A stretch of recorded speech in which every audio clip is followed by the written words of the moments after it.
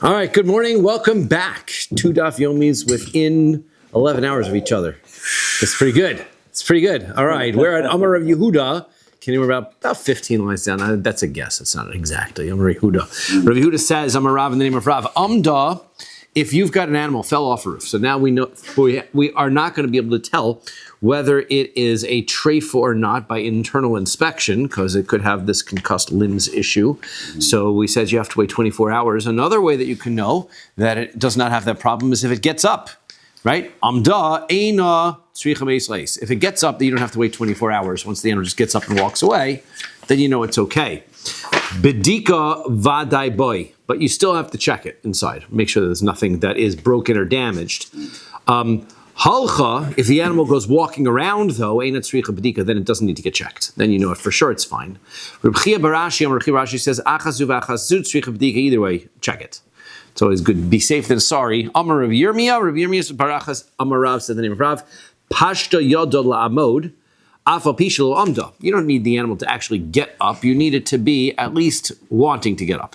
So if it sticks its leg out in order to be able to stand up, Akra ragla lehalech, if it starts to walk, puts its leg forward to walk, afal pishalo halcha, even though it does not walk.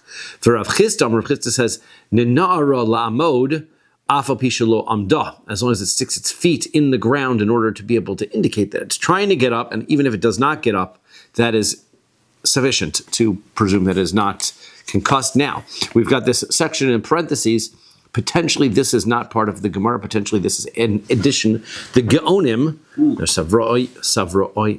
I cannot pronounce it, Savroim, who lived after the end of the Gemara period, sometimes added a couple of lines here or there. They didn't necessarily see themselves as distinct from the Amoraim, so therefore, when they wanted to make a conclusion, they could just put it right in the text. Like Rashi wrote himself on the side, saying, Gemara is complete text, I'm going to write it on the side. So they put it in the middle. So it's in parentheses as to whether it's part of the Gemara or not. Yes, thank you. I couldn't say it. The halacha is hecha denafla min agag. If it falls off the roof, b'delo yada, and it doesn't know that it's about to fall, as we said. If it knows, then it's going to be intentional about how it falls and be okay. So amda, if it gets up, v'lo holcha, and doesn't walk, tzricha b'dicha, then you need to check it. Ve'ena tzricha meis leis, but it doesn't need 24 hours. Ve'im holcha, but if it does walk, b'dicha nami lo tzricha, then it doesn't even need to be checked. So that's our summary, right? Amar Meimar says, Mishmei Rav Dimi min Nahardai, in the name of Rav Dimi from Nahardai. Nefula sha'amru tzricha b'dicha. A animal that falls needs to be checked. Keneged b'nei ma'ayim. The place that you should check is around the intestines. That's where it's really going to wind up with damage. Amar le Marzutra. So Marzutra says, Hachi amrina and mishmei Rav Papa. Well, this is what we said in the name of Rav Papa. Tzricha b'dika keneged beis ha'chalakulo. You got to check all the internal organs, right? You got to be able to make sure that it hasn't broken most of its ribs, or anything hasn't come out of place. Amar le Rav Huna Mar braid Rav Nechemia Rav Ashi. So Rav Huna Mar, the son of Rav Nechemia, says to Rav Ashi, "Mai misimane mai." What about the trachea and the esophagus? You got to check those too. I mean, they fall off. So Amar le, so he says simanim kashin hein etzel nefila. He says those are protected, right? They're in the neck. They're not as vulnerable as the other internal organs. That doesn't need to be checked, especially. Amar Rav Yehuda Amar Shmuel Of Shenechba. Let's talk about birds, right? All this time we've been talking about the animals. What about birds, right? So let's say a bird crashes in al pnei hamayim, it crashes into the water. So birds have a much more delicate body, right? So they're more likely to be injured. So we're not going to or dead because they're very weak. Yes, they're weak. So they have hollow bones. Kavan sheshat melo komaso. When you see the bird in the water, if it swims its own body length, then dayo, that's enough. Then you know that it's okay because it's swimming, right? However, lo amran ella mimata lamala. That is if as long as it's swimming upstream, right? Aval milmala lamata. But if it's swimming downstream, so then you have to worry about it, right? You mean towards a waterfall or something? Well, water goes in one. If you ever see the water like a river, it's always running in one direction. Correct. Downstream is the direction that the water's going to. The upstream is where the water's coming from. That's the upstream and downstream. So if it's sitting in the water, not moving, it'll still keep going down the river. That's the point. So it doesn't necessarily mean that it's showing any vitality. Because Mayahu Ashbalu, because it's the water that's carrying it along. Vi Maya Kaimi, if the water is still, right, nice lake, and the water is just still, Lake Lunbal, then you don't have to worry about that. It could go either direction. That's fine. Now, in order for you, let's say it is swimming downstream, so then you could still check because Ishada Tzivi Vekadme, if you throw a piece of wood into the water and the bird is swimming faster than the wood, so then ha kadme, then that's fine, right? That means it's paddling and it's going faster because it's getting ahead of the wood. Glima masiach, if you've got a spread out sheet, spread out cloth, right? It gets like I'm imagining like a chuppah, right? So you got to spread out of the poles and it's like, so then if the bird crashes into that, chayshinon, so then you have to worry about its concussion of its limbs. Delo masiach, but if it's not tight, right? If it's got a little bit give to it, so then lo chayshinon, then that's okay. Of umeufaf lo chayshinon. If this garment is folded over, right? I imagine you've got like this laundry line, and you've got your sheet folded over the line. It crashes into that, not a problem. Isla umekarve kitri. If you've got a net and it's got knots in the net close together, right? The way nets work, right? It's got the strings go this direction, strings go that direction, and then you knot them wherever they meet. So you've got a net that sticks together. So if the knots are close together, then you have to worry about it because you could presume that the bird hit a knot. And then that's a hard spot and it can get hurt. Lo makarve kitri, if the knots are not close together, lo chashinon, then you don't have to worry about it. Right? Kisna de ovid betune. If you've got flax. So in the olden days, right, way back, they used to wrap esrogim when you'd buy them in this flax material, if you remember that, right? I remember in the old days, I used to keep some to be able to show my students in Gemara class because nobody ever has seen raw flax, right? Nobody sees flax. Gemara class, I mean, for kids or adults? Yeah, for my kids, yeah, when I was teaching grade 6. So it was interesting, but flax is soft, right? But if it's packed tightly together, right? If you've got it all packed tightly together, then chayshinon, then it could impact it, and it will be, it'll be bad. Lo mekarve. Sorry, I went back. Kitna de'avid bitune chayshinon. If it's all made into tied up in ropes, meaning you tie this flax, it comes in long strands. What flax is, it's a plant, right? So it comes in like it grows in a stalk, and then they beat it, and then the outer bark breaks, and it's got a fibrous inside.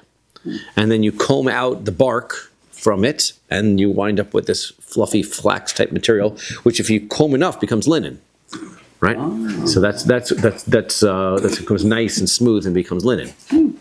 So the high gisa udahai gisa, if it fell either side of the knot, meaning it falls into the flax, but it doesn't hit where it's tied up, lo chayshinon, then that's okay. Then that's a nice cushiony fall for the bird.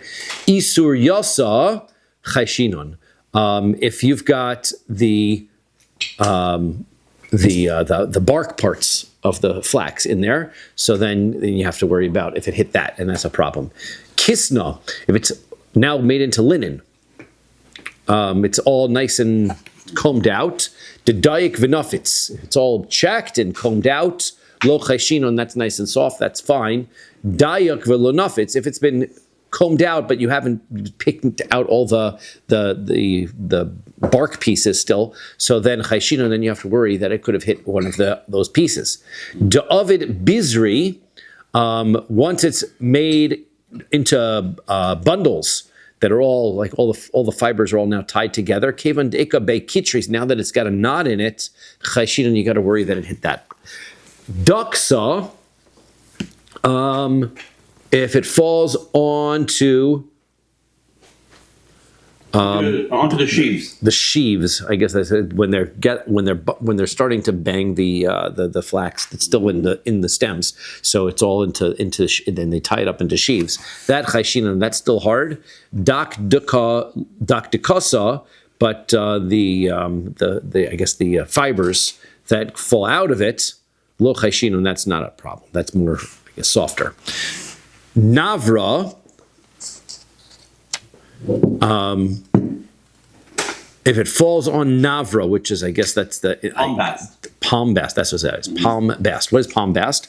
Palm trees have bark on the outside. When you peel away the bark on the inside, you get a fibrous sort of tissue that's on the inside. That's called bast.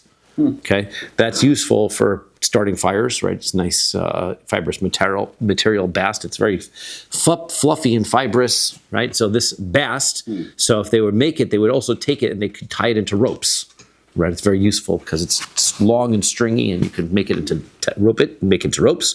So if you've got this, so then chayshinon, that's hard, and you have to worry about the bird getting hurt when it hits that. Timchasa chayshinon. If you've got the bark area around the tree, right, then lo chayshinon, the strands. If you got the strands of bast, then lo chayshinon, then you don't have to worry about it. Kitma nihila. If you've got pounded up ash. Right, if you've got ash and it's nice and sifted, chayshinon, then once it's nice and sifted, so then it's hard, right? But lo nihila, if it's not all sifted together, lo chayshinon, then it hasn't gotten all squished together and it can be soft, and then that's okay.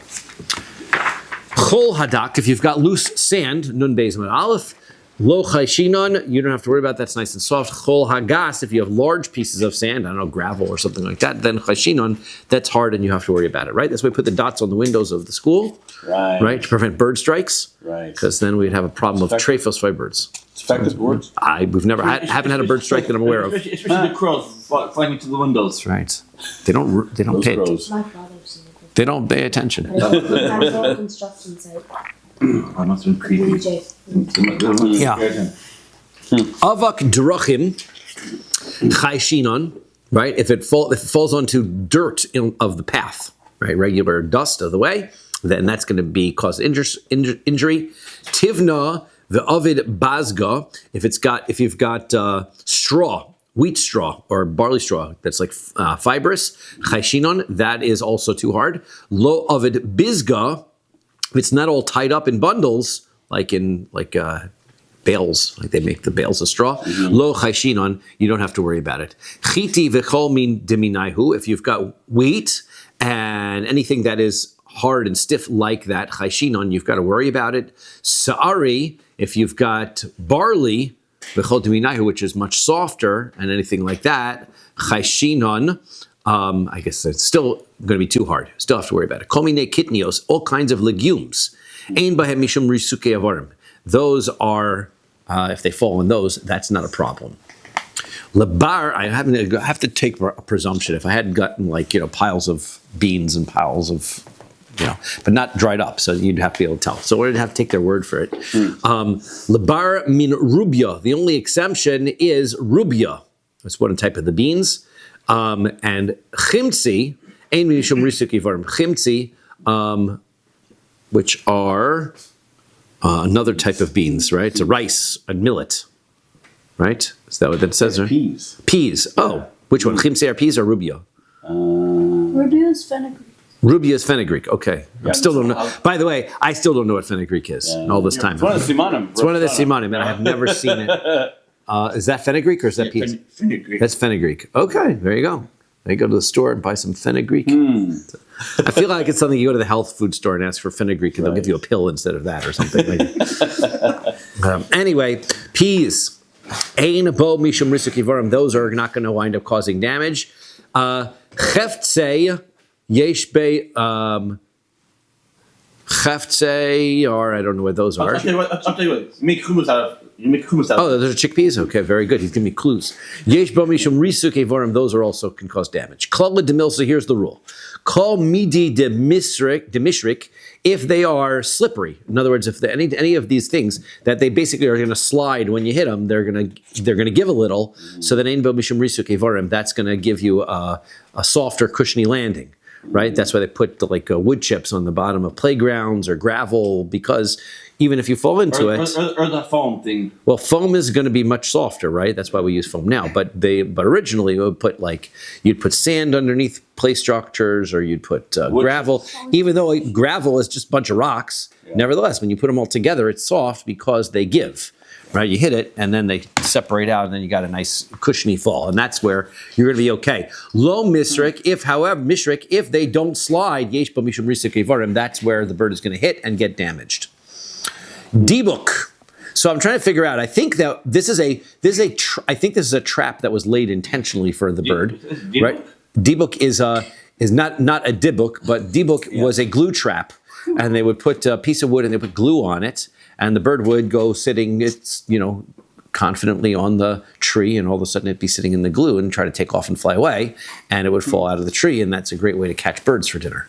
So you've got this. It now falls out of the tree with this trap on. So then now, do you have a problem of risuk evarim, of the damage to the bird? So Rav Ashi shari. So Rav Ashi says it's okay. Amemar also. Amemar says it's not.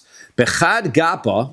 Now, if it's with one wing, if one wing is stuck and it's still got one wing to get down the tree that's free, dekuli amalo pligi deshari, everyone says that's going to be fine, right?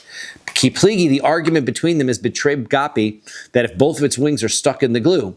Man da also, the one who says it's aser, amar loch, he's going to say, hey chinekum, right? How is it going to be able to protect itself from the fall?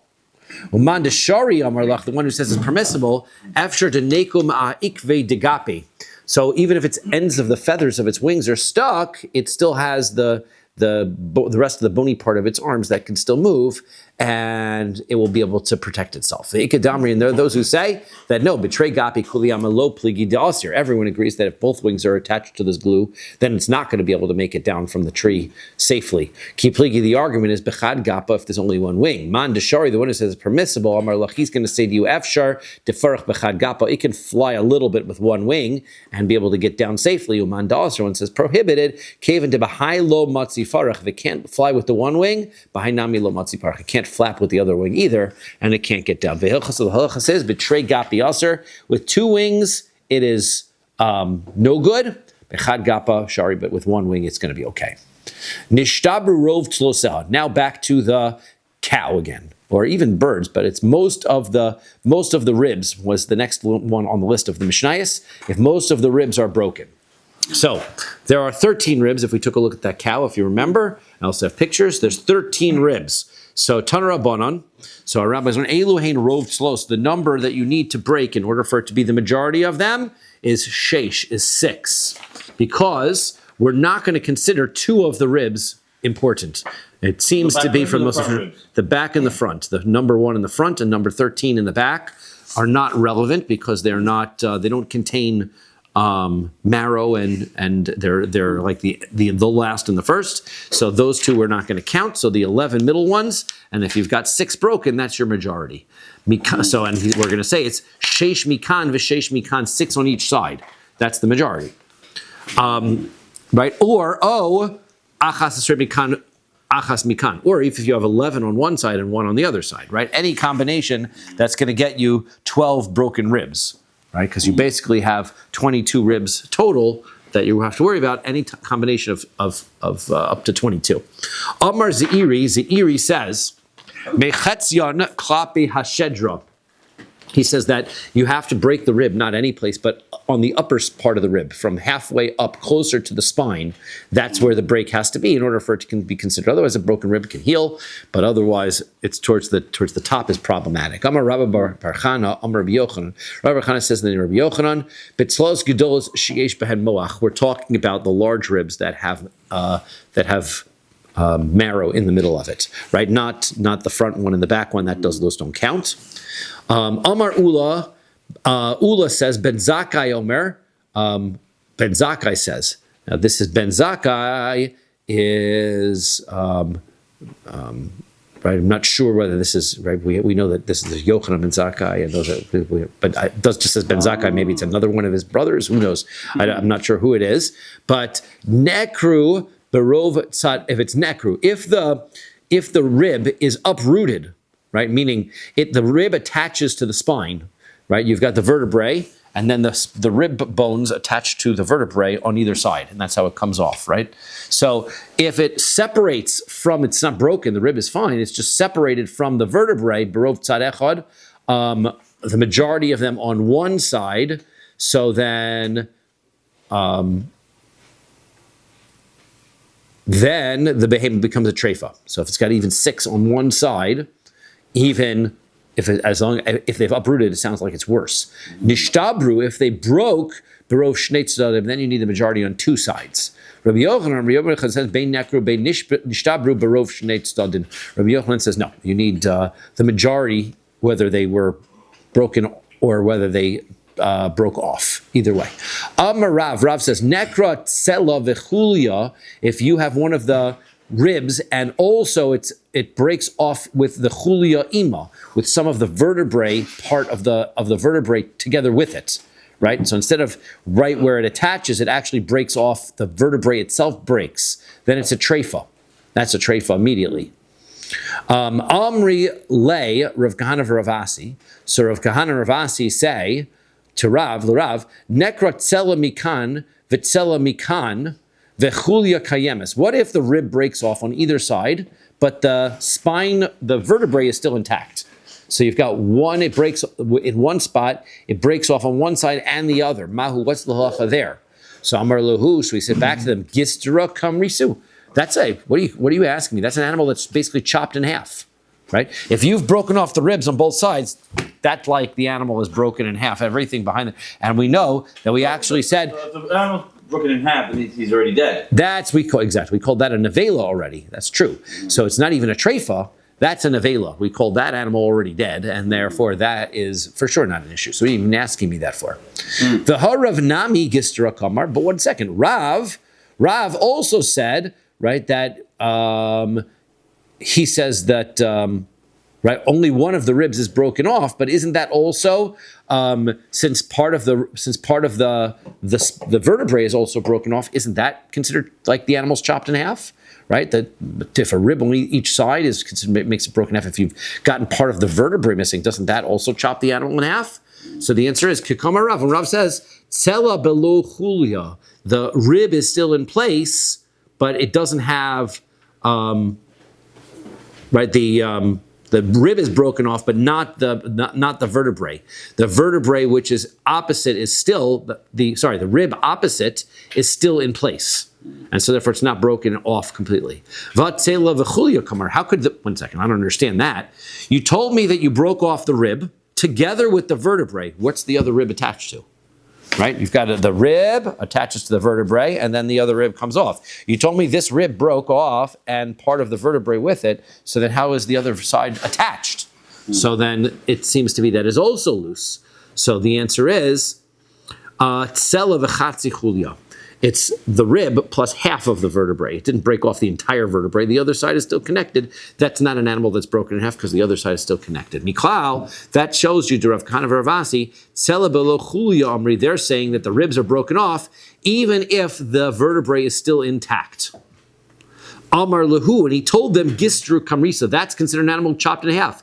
Despite the fact that the vertebrae is still in place, obviously, if the ribs were gone plus the vertebrae was gone, then you basically have an animal chopped in half. But if the vertebrae is still there, nevertheless, it's still considered chopped in half. But V'amar Ula ben Zakai Amar Nekru Barov Tzadechad Nishtabru Barov Shnei Tzadim.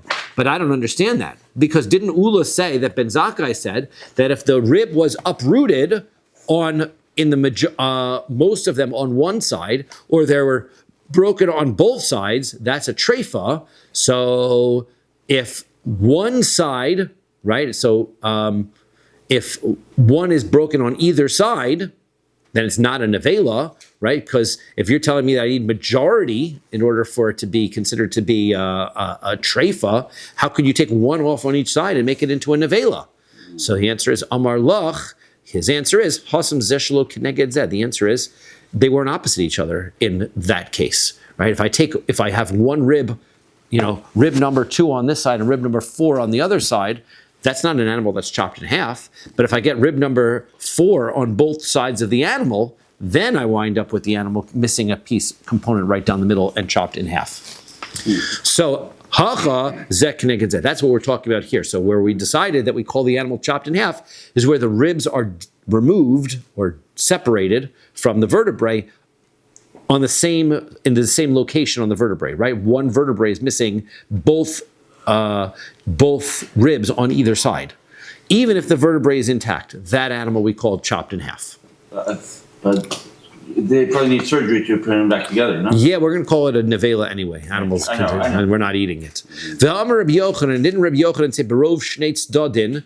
Barov Shneitz Dodin. So one second. Rabbi Yochanan says, right? He says that it's not considered a treifa unless you get the majority of ribs uprooted on both sides, right? He argued, remember we said if it was uprooted, and we suggested that it was, if 6 of the ribs were separated from the vertebrae, 6 on one side, he said, no, you need the majority on both sides. Well, then, if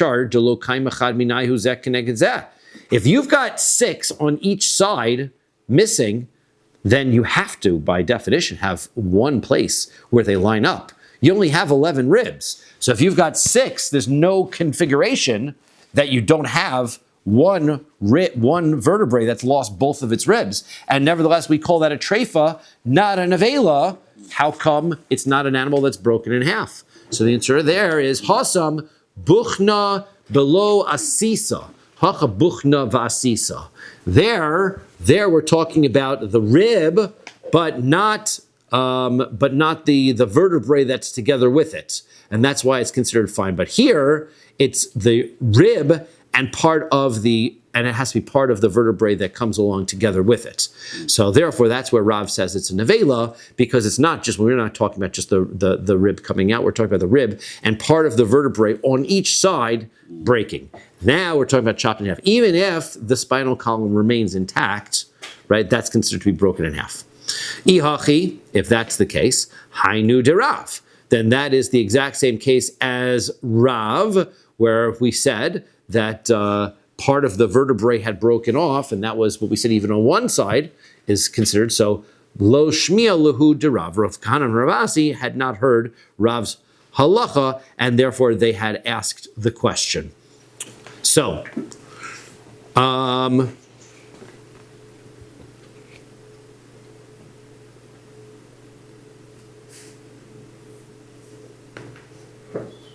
right, because Rav had said if the rib breaks off with part of part of the vertebrae, even on one side, that's already broken in half. So why would they have asked their question, Ravami and Ravasi, about both sides? Obviously, if it breaks off on one side, the answer is they had not heard that halacha. Ravami and Ravasi, Rav Kahana and Ravasi had not heard that halacha, and therefore that's why they wanted to know about both sides. And here's basically their logic. V'liboy munei kidirav. So then Rav Kahana and Ravasi, right, they had not heard Rav's halacha. So therefore they said, what is the halacha if a rib is broken on both sides? And they intended, as we just said, to be the case where the rib broke on both sides and broke off part of the vertebrae. Why didn't they ask instead, what about one rib and part of the vertebrae? That one rib and part of the vertebrae would have also considered the animal to be chopped in half. So why did they ask that question?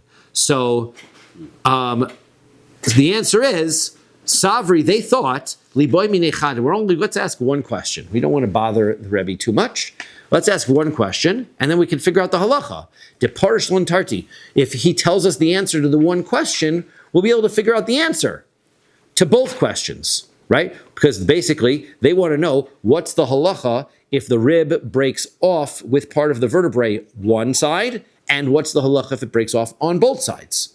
So they said, if we had asked the question, which of the two goes? They decided to ask, what if it breaks off on both sides? If we had asked if it breaks off on one side, so treifa, fine. If he would have told us that it was a treifa, so then kol shekain tarti, then obviously if it broke off on both sides, it would also be a treifa. But if he would have said that it's kosher, akasi tarti can be boiling, we wouldn't know the answer to what would be the case if it broke off on two sides. Right? Then we wouldn't be able to deduce that halacha. Okay, so therefore we asked about 2, and now we know the halacha. Now that he told us that it's a treifa, we know the halacha by both cases. Well, ihachi, So still, that doesn't help you. Hashanami de kaboy mine tarti. Now that you asked about the two ribs, one on each side, so hani chayimar lukshera. So fine, if he would have told you it's kosher, then we would have said kol shekain chada. That if one rib broke off, then it would also be kosher because two is kosher. Then for sure one. The amar luhu. But if he says to you treifa, that it's treifa with both akasi chadami boiluhu, then still you wouldn't know the answer to what would be the case if one rib broke off. So savri, they said. If we ask the question with two sides and he gets angry at us, he says, what kind of question is that? Rib broke off on both sides and you're going to ask me that question? So then we would deduce that obviously he's upset because even if it was one rib, it would be a treifa. So then chada treifa tarti boy, because he's getting all upset because he's saying if even one is a treifa, why are you bothering to ask me two? So the hak amri lay. Lo rasach. But 1 second, I don't understand. What happened in the case? They asked him about two sides, the two ribs, and he didn't get angry.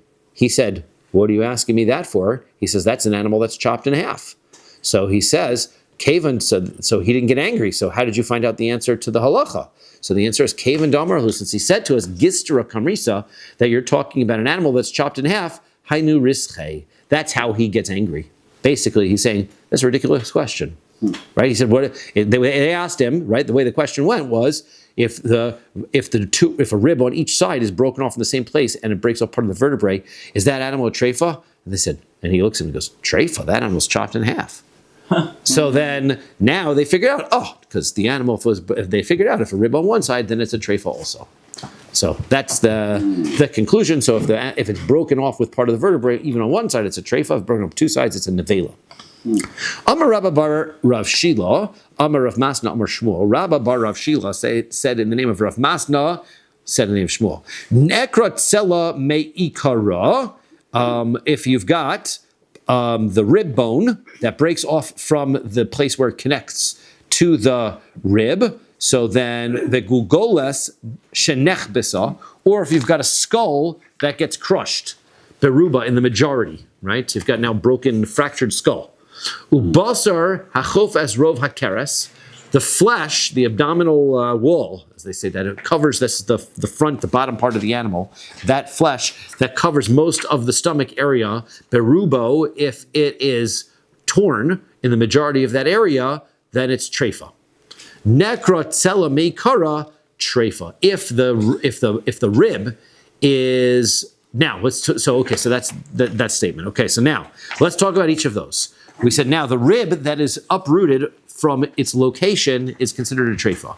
Uraminu, but we're going to ask a contradiction, compare it to our Mishnah. Kama chisaron, b'shidra, how much, right? When we were learning, we had mentioned this once before, that if we had a spine or a skull in a tent, so like we have in this week's parsha, Adam ki amus ba'ohel, when a person dies in a tent, the body is inside the tent, everything inside becomes tameh, but it doesn't need the entire body to be there, even if you've got part of the body that's there. How much do you need? You need the skull and backbone. So how much of the backbone that's missing, and it's no longer considered to be a mace that's present. So Beis Shammai Omer, and Beis Shammai says, Shtei chulios, two vertebrae. Beis Hillel Omer, and Beis Hillel says, chulia achas, one vertebrae is missing.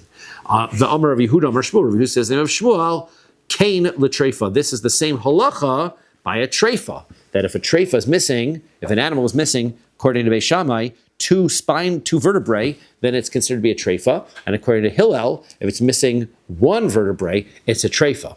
So now, if that's the case, so we said,